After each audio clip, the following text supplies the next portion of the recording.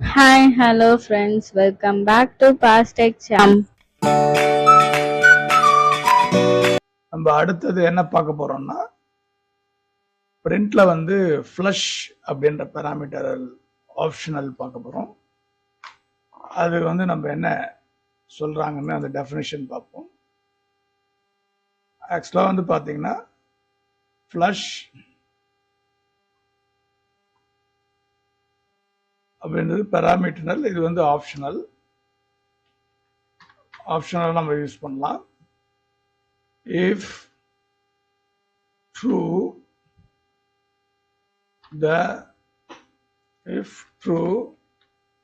the stream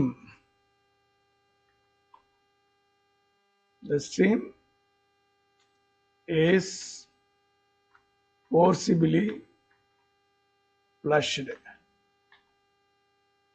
Default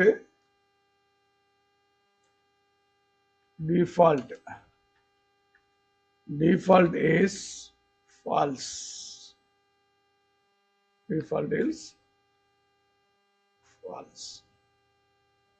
அதாவது என்ன சொல்றாங்கன்னா, இது வந்து ஆட்டோமேட்டிக்கா வந்து ஸ்ட்ரீமை வந்து என்ன பண்ணிடும், டெலீட் பண்ணிடும், டெம்பரரி மெமரி வந்து கிளியர் பண்ணிடும் அப்படின்னு சொல்றாங்க. இது டிஃபால்ட் வந்து ஃபால்ஸ். ட்ரூவா இருந்தா பஃபர்லாம் வந்து கிளியர் பண்ணிடும் இந்த ஃப்ளஷ் அப்படின்ற பாராமீட்டர்ஸ். ஓகேங்களா? இப்போ பைத்தானுக்குள்ள இதை போகலாம். பைத்தான நம்ம இதை வந்து மல்டிபிள் ஸ்டேட்மெண்ட்ல ரைட் பண்ணி பார்க்கலாம். டைம்ன்ற மாடியூல் வச்சு நம்ம பண்ணலாம். ஃபர்ஸ்ட் நான் இம்போர்ட் டைம் அப்படின்ற மாடியூலை இம்போர்ட் பண்ணிக்கிறேன்.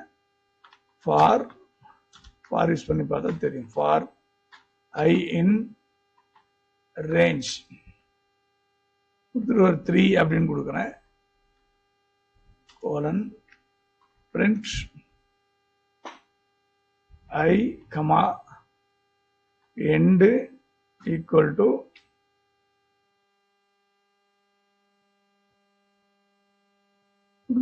flush equal to true னு கொடுங்க. true அப்புறம் time dot sleep 1 மில்லிசெகண்ட் கொடுக்குறேன். நான் ரன் பண்ணி பார்க்குறேன், கொஞ்சம் ஸ்லோவாக வரும். அதாவது 1 மில்லிசெகண்டுக்கு வரும். ரன் பண்ணுறதுக்கு முன்னாடி இதை வந்து நீங்கள் சேவ் பண்ணிக்கணும்.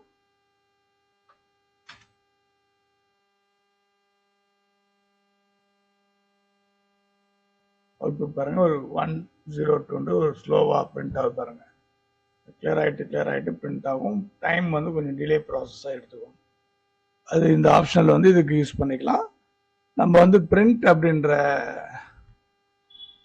ஃபங்க்ஷனுடைய அதில் இருக்கிற எல்லா ஆப்ஷன்ஸும் நம்ம பார்த்துட்டோம்.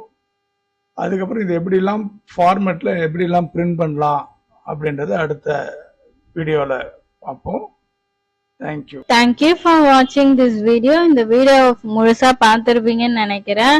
இந்த வீடியோவை பிடிச்சிருந்தா லைக் பண்ணுங்க அண்ட் உங்க ஃப்ரெண்ட்ஸ்க்கு ஷேர் பண்ணுங்க. இந்த வீடியோவுடைய அப்டேட்ஸ் வேணும்னா, பைத்தானுடைய அப்டேட்ஸ் வேணும்னா சப்ஸ்கிரைப் பண்ணிட்டு பெல் ஐக்கானை பிரஸ் பண்ணிக்கோங்க.